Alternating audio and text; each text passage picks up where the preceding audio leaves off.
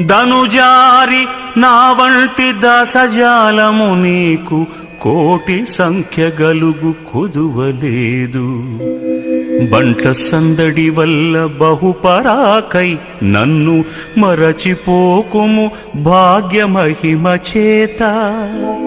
దండిగా భృత్యులు దగిలి నీకుండంగా బక్కబంటే పాటి పనికి వచ్చు.